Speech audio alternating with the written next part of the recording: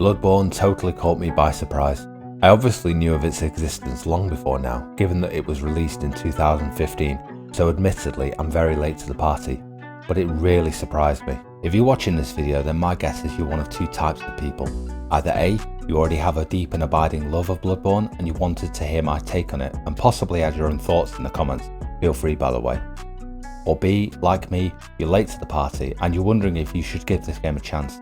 In this video I'll tell you why it took me so long to give this game a shot, the reasons I held off for so long and how wrong I was in a number of the assumptions I made about Bloodborne when it first released, and why I'm now full of regret having fallen in love with it after 6 years have passed.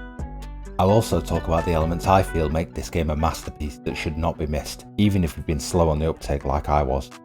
So in the last month I started a blind let's play of Bloodborne for my new gameplay channel. Bloodborne is considered by many to be one of the hardest games of all time, and having spent hundreds of hours in Nioh 2, I wanted to test that theory out. I thought it would be a rough ride, but it would make an entertaining series to watch. I figured I'd spice things up a bit by keeping a death counter on screen and throwing in the occasional meme to each video every time I did something stupid. Little did I know the ride I was embarking on.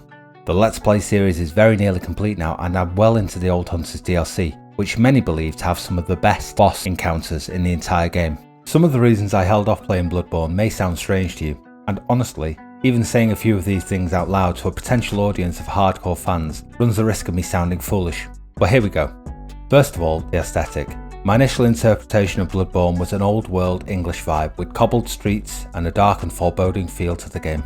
In one sense, I was correct in that assumption, and initially, that aesthetic didn't really appeal to me. Something about it didn't draw me in when looking at snippets of footage when the game first released. I thought at the time that the level design looked all a bit samey. However, I totally underestimated how beautiful the game is. I was correct about the dark and foreboding feeling. That is emphasised by both the graphics and the audio. It's like walking into a nightmare. I felt nervous right from the beginning of the game, and somehow every single new area or blind corner still manages to give me that feeling of walking into the unknown with danger breathing down my neck. The different areas of the game are not samey at all. There is a distinct feel to each area you enter, and already after only a month of playing the game, I'm getting that nostalgic feeling when I think back to the first time I walked into each one with no clue what I'd be facing.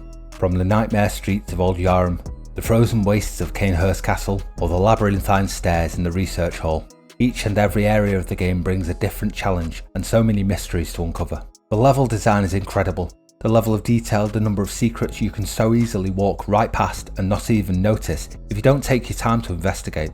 The fact that you can play the game and encounter different bosses in a different order or completely miss certain bosses, depending on which path you choose to walk. My subs over on the new channel have taken great pleasure in hinting at things I've missed along the way and watching me eventually figure things out for myself. The level of complexity is mind-boggling, and the way the different areas in the game fit together is incredible and surprising. I also made some assumptions about the character development and the level of character customization that would be available for me to delve into. I read reviews way back in 2015 which talked about the game being stripped back in terms of the inventory and equipment.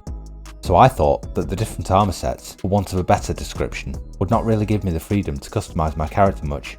This is another thing I was totally wrong about, and I feel was a bit misleading in those early reviews. All of this is tied to investigating each area properly, and investing some time into letting your character develop.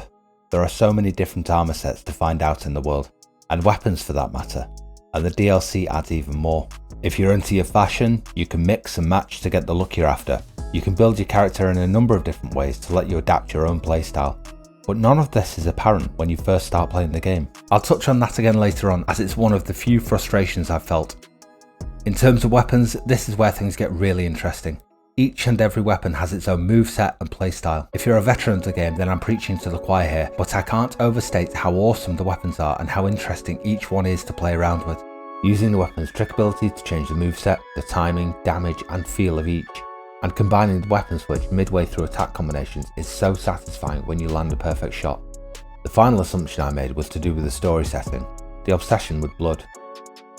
Weirdly, I made an assumption that this was a cheap attempt at making the game more shocking. I somehow came to the conclusion that Bloodborne had a shallow story setting, and there wasn't much sat behind the gory and masochistic vibe the game presented at first glance. Again, I was completely wrong. Similar to other From Software games, the story won't simply be given to you, and the level of complexity won't simply be explained in small words. These details will be uncovered as you play and as you discover little secrets here and there that eventually begin to form the bigger picture.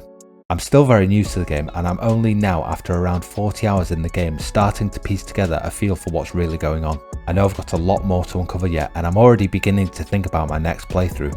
And that brings me to something which I suspect some of you will love and others will hate about Bloodborne. In a strange way, it's both a praiseworthy point and a criticism at the same time. One playthrough, I feel, simply isn't enough. Now, for the most part, that's a fantastic selling point for any game, that desire to play it all again, and it's something that I personally love, but also comes with its own underlying frustration. The game has an incredibly steep learning curve, from the different enemy types you'll face to making use of your chosen weapon's moveset properly, and pulling off the timing of dodges and the parry system, which can be infuriating when you first start the game. Learning your way around the different areas can be difficult all on its own, and remembering where different items are will be tough, and that's without the ever-increasing challenge you'll face from the enemies you'll meet along the way. One example of a very slight frustration I've felt in hindsight is that if you want to use the magic system in the game, it's right there for the taking if you know where to look, but as a new player you're very unlikely to be able to wrap your head around the magic system at all on your first playthrough, and you may not even notice it's an option until pretty late on in your game, and by the time you do figure a few things out, your character won't be built with that in mind, so you're unlikely to make the most of it. None of that put me off the game by any means, but the game is so deep, and I felt as a newcomer almost completely overwhelmed, and it's only now, having almost completed both the main game and the DLC, that I'm starting to piece together what I could have achieved if I'd only known more before I started. I still haven't even managed to make time for the Chalice Dungeons, which add another layer of opportunity to the game from what I'm told, and have additional unique bosses and items to find. All of this makes me want to play the game again, but it also leaves me with just a hint of regret for the mistakes I've made and the things I missed, and other paths I could have walked had I only have known. One thing I didn't make any wrong assumptions about were the boss encounters. I knew they'd be tough, but in some cases I didn't really know how tough it would be. Some of the bosses I managed to down on my first attempt, although having said that, I don't think I could do the same thing again if I tried. Other bosses beat me so many times, and even now, knowing the moveset and timing, I still feel like they'd give me another kicking if I gave them the chance. The boss fights, of course, each have their own mechanics and systems you'll need to figure out under pressure. Each boss has different phases during the fight too, so just when you get uncomfortable, the game changes things up on you. But that feeling of overcoming a boss that's been grinding your face into the floor for hours cannot be overstated. Yes, sometimes it's frustrating and daunting, but there is no feeling quite like that first time you beat your nemesis. On my playthrough, ironically, it was the optional bosses that seemed to give me the most trouble, so most of my pain was self-inflicted. Overall, I can't recommend Bloodborne enough.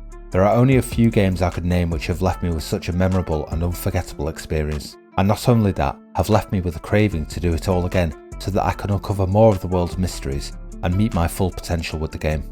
If you haven't tried Bloodborne before but you've had that feeling that maybe you should, do it.